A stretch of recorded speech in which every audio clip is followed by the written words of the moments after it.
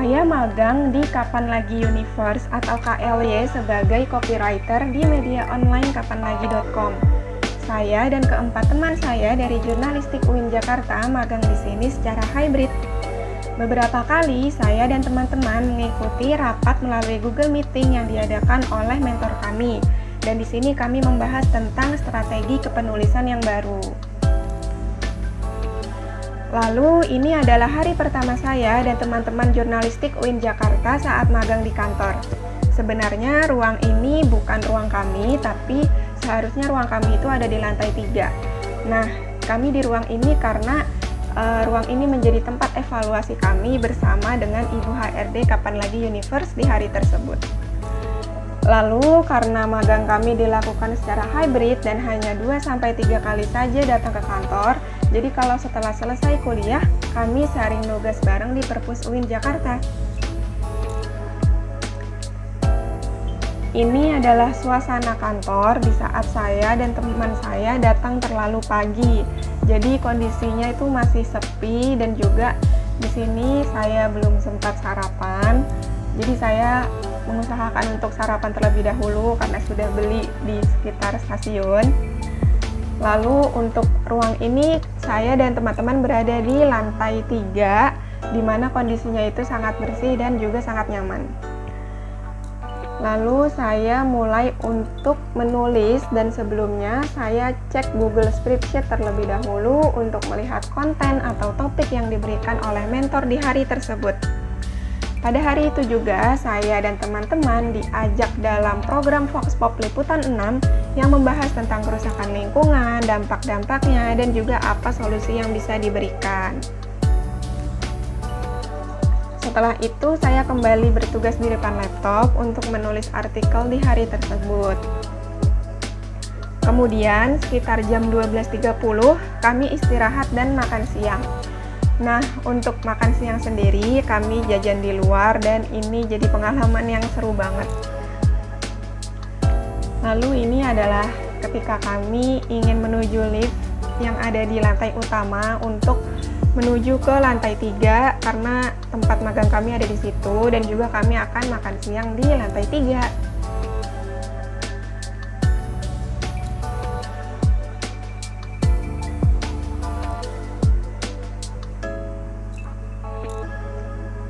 Setelah selesai waktu istirahat, saya kembali melanjutkan menulis artikel.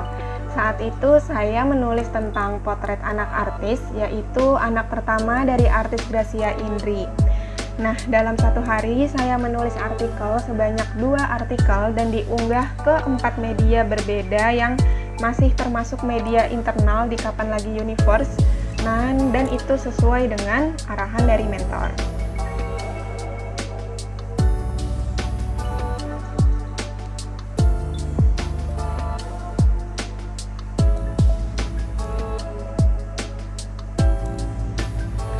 Setelah tulisan saya dikoreksi mentor, saya mengunggah artikel ke media Kapan Lagi terlebih dahulu karena media tersebut jadi fokus utama saya.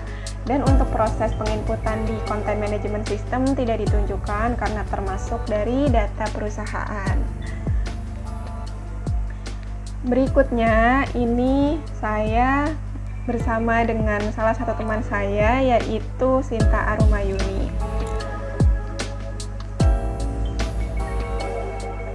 Dan di sini kita udah tiba di waktu makan siang. Jadi di sini ada 3 teman saya yaitu Sinta Arumayuni yang magang di Vimela.com, lalu ada Adelia Rahmawati yang magang di liputan6.com dan juga ada Rohmi Noviatusani yang magang di liputan6.com juga.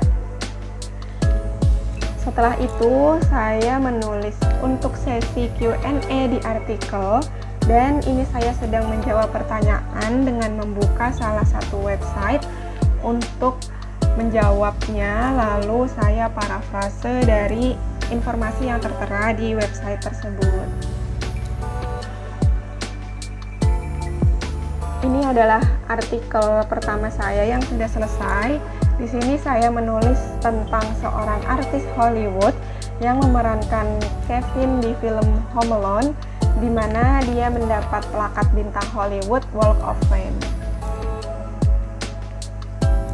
Lalu artikel kedua membahas tentang potret cantik artis asal Indonesia bersama dengan kehidupannya juga, yang di sini menyoroti tentang kehidupan dia dengan sahabatnya, lalu kehidupannya dengan anak-anaknya dan juga kekasihnya.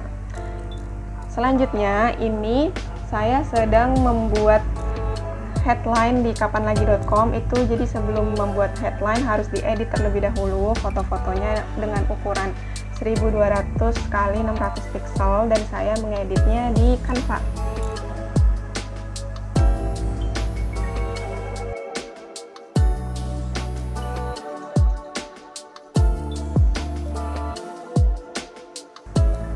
Untuk cara menulis artikel, saya melihat konten yang diberikan oleh mentor melalui Google Spreadsheet. Nah, dari Google Spreadsheet tersebut, mentor juga sudah memberikan referensinya.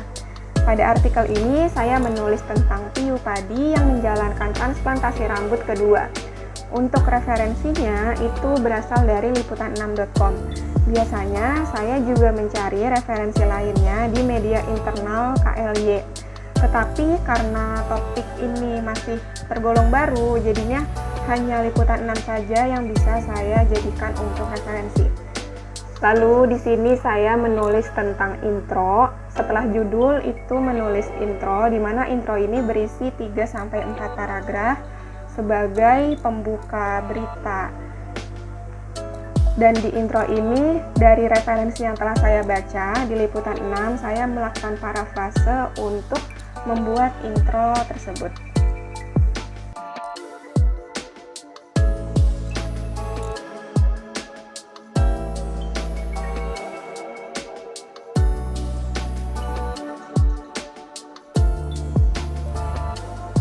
Selanjutnya, saya menulis short description. Jadi setelah judul, intro, itu ada short description di mana ini berisi 200 karakter tentang ulasan singkat atau gambaran singkat terkait topik yang sedang dibahas gitu. Jadi biasanya saya menulis short description ini dari intro. Jadi saya parafrase dari intro yang sudah saya tulis dan dibuat dalam maksimal 200 karakter.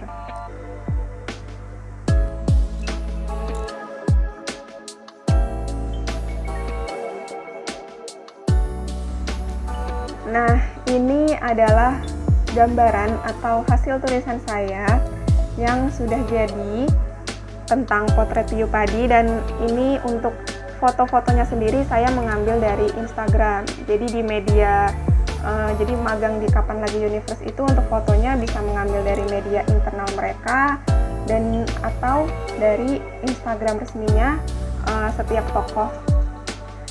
Lalu ini untuk wawancara, untuk hasil kutipan wawancara sendiri itu saya melansirnya dari referensi yang sama yang sudah ditentukan oleh mentor, yaitu dari liputan6.com. Dan ini ada subheading yang lain atau subjudul lainnya yang saya tuliskan bersama dengan fotonya juga, dan juga ada caption fotonya. Jadi untuk di KLY ini untuk membuat subheading sebanyak minimal itu 5 subheading atau 5 subjudul.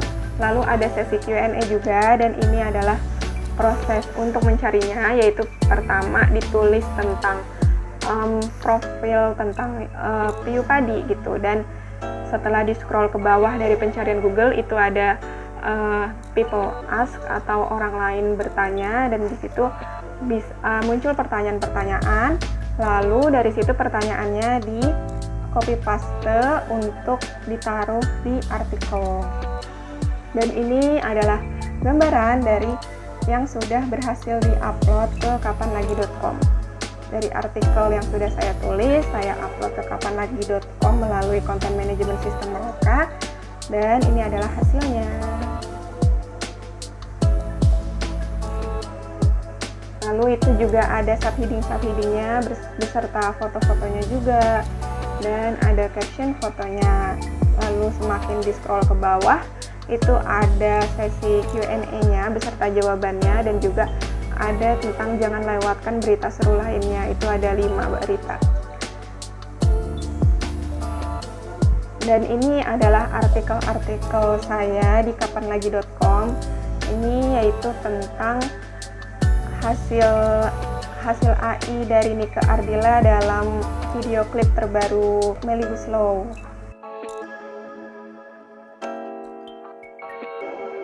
Lalu ada tentang potret bayi, potret anak artis. Ini potret baby Kenes, anak dari Nela Karisma. Dan ini lucu banget wajahnya, bener-bener gemes banget. Dan juga ini artikelnya, saya menulis artikelnya itu termasuk yang dalam konteks yang masih positif dan juga termasuk berita-berita ringan juga. Selanjutnya ada potret artis bersama ibunya. Ini tentang Laura Moane bersama ibunya. Di sini ada sapiding-sapidingnya juga, lalu wajib menyertakan foto gitu, dan kalau misalkan tidak ketemu atau fotonya susah dicari itu tidak apa kalau misalkan tidak dimasukkan. Dan lalu ini ada sapidingnya beserta Q&A. Selanjutnya itu ada tentang potret seorang artis yang merawat buah hatinya, yaitu ada Arnold Leonardo bersama dengan istrinya gitu. Di sini tentang membahas cara mereka merawat anak. Lalu ini ada Q&A-nya, dan juga ada tentang referensi berita lainnya.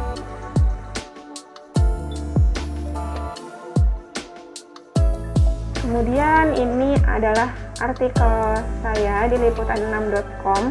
Ini melalui profil saya di liputan6.com ada cukup banyak artikel yang berhasil diunggah di liputan6.com gitu. Dan ini adalah contoh-contohnya, contoh artikelnya.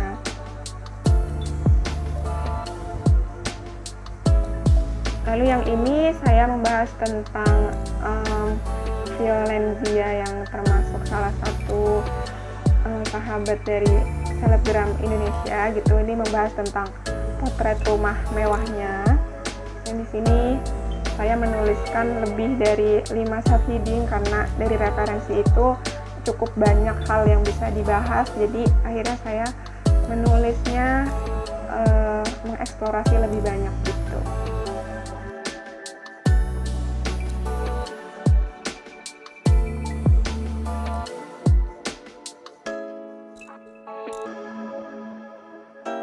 Berikutnya adalah hasil artikel-artikel saya yang ada di cimela.com. Artikel-artikel ini sebelumnya telah saya unggah terlebih dahulu di kapanlagi.com, dan setelah itu diunggah ke liputan6.com, cimela.com, dan juga merdeka.com. Tapi 4 media ini sesuai dengan arahan mentor. Jadi dalam satu berita tidak selalu mengunggahnya ke 4 media, kadang hanya 2 media, 3 media gitu. Dan untuk mengunggahnya sendiri pun saya harus membuat judul yang baru yang berbeda dari artikel-artikel yang sudah saya unggah di media sebelumnya. Lalu saya juga memparafrase setiap intronya, lalu juga setiap tulisan-tulisan yang tertera, dan juga harus mengacak subjudulnya gitu. Jadi ketika ada di artikel yang baru itu subjudulnya berbeda, lalu judulnya pun berbeda, dan juga isinya itu sedikit berbeda, tapi pada intinya itu masih satu kesatuan gitu. Dan ini ada juga tentang Q&A, jadi wajib banget untuk mencantumkan Q&A. Tapi kalau untuk Q&A itu sama, jadi tidak diparafrase dan tidak berubah.